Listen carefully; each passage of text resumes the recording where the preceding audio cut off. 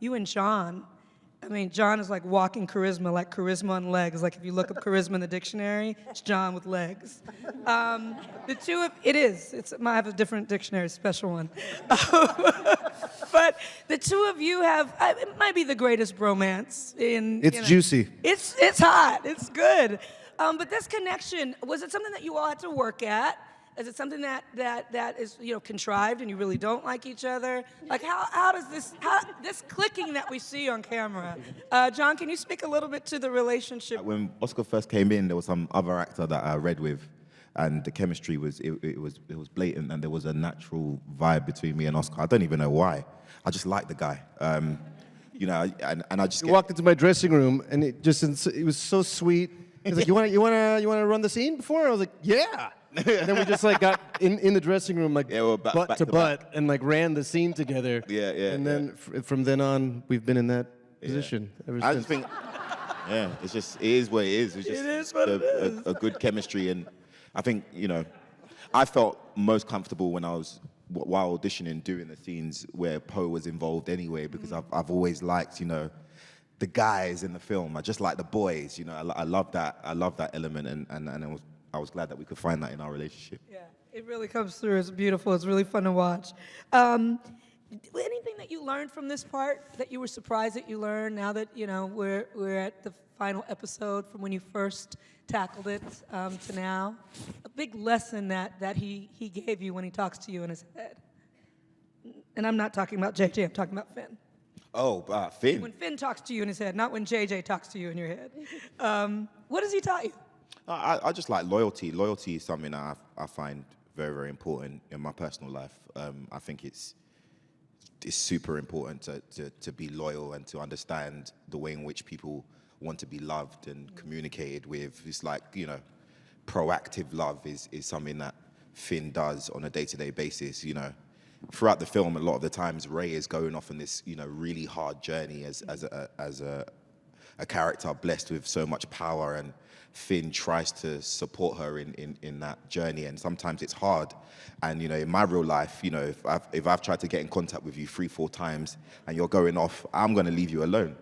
Finn's going to come for you and try and make it work regardless. So Adam, you, am I technically in the proper Star Wars lore if I don't just call him Kylo Ren? He's also Ben Solo, right? Like if I say Ben Solo, is that also accurate? Or no? Can he not be Ben Solo, or is he rejected Ben Solo and I should not use those words? Wow, he's really thinking about it. Yes and no. Okay, well, let me ask you. My question is, in your performance of Kylo Ren, did you allow Ben Solo and who he was before to influence the way that you played Kylo? Or once you entered into Kylo Ren, were you in a completely different space? Did you bring his legacy and his heritage into the performance with you in this piece? In this one? Yes. I think maybe subconsciously. I don't think it's you know, when people are actively trying to deny a certain part of their lives, I think they can do it pretty successfully. And then it just turns into what is happening around them that brings it out in them. So I think maybe, but it's not. I don't think it's something that we actively talked about playing it. But it definitely is the thought to have. And since you... But that's, again, I think that's a testament to the writing that from the beginning it was never someone... You know, from the beginning, it being called Force Awakens was intentional in that it was the Force Awakening for both sides, the light and the dark. And JJ, even in those first meetings, talking about someone who is unformed and not a, you know, quintessential, in control, you know,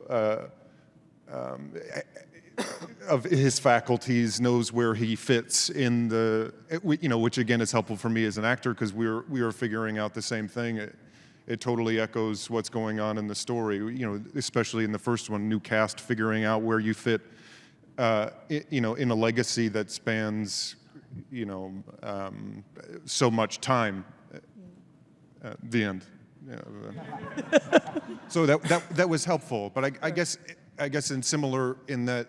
I guess it's a subconscious thought in playing it. I guess it's also a subconscious thought as me as an actor. thinking about it. So Daisy, would you say the biggest demands were more the physicality or the depth of some of the scenes emotionally? And which one? It's a good question Thank you. because with the physical stuff, you train and train and train, and then the adrenaline helps you like on the day to like do the thing. But obviously the stamina needs to be there for you to continue to do the thing. But I would say I was more tired emotionally because there really wasn't a day where I was like, no, it's just a quick scene. Coming from the last one, which was quite heavy, even the joyous scenes I found very strange to do. And then obviously there's a lot of other stuff that's going on.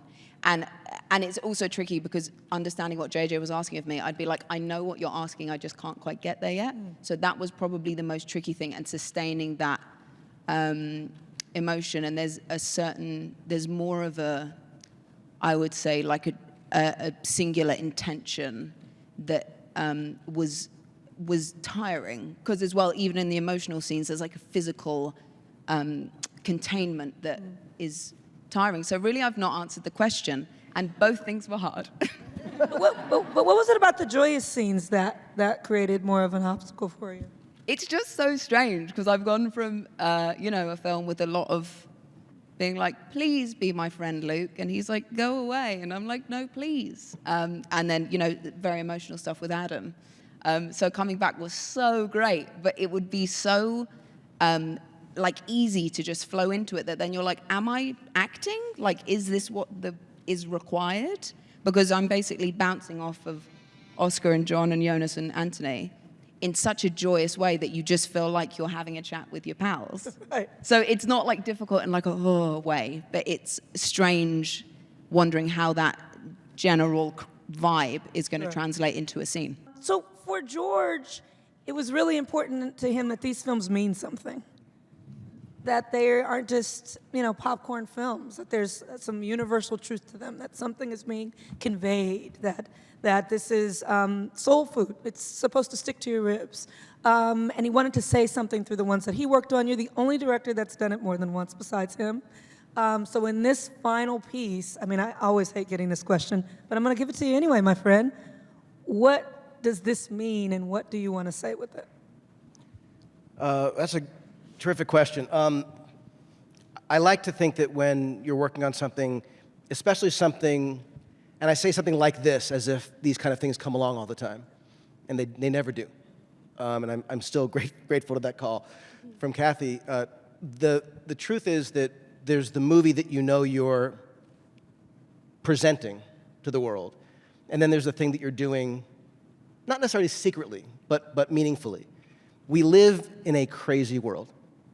We live in a crazy time. And Star Wars for me was about hope. And it was about community. It was about the underdog.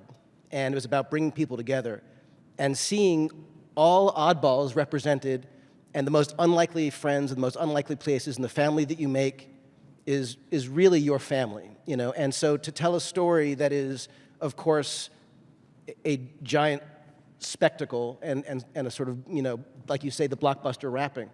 But the thing that mattered to me most, more than all the spectacular, unbelievable, I would argue, best work ILM has ever done, all the departments going beyond expectations, the thing that matters, I would say, most and only in the film is really the people who are sitting here, and what you're watching, and the eyes of the characters, and the heart of the characters. So for me, rather than give away sort of themes that Chris and I talked about doing, from the beginning, and what our specifics are, I will say that it really is about hope, and it's about coming back to a sense of possibility, about unity, and if Star Wars can't do that for us, I don't know what can.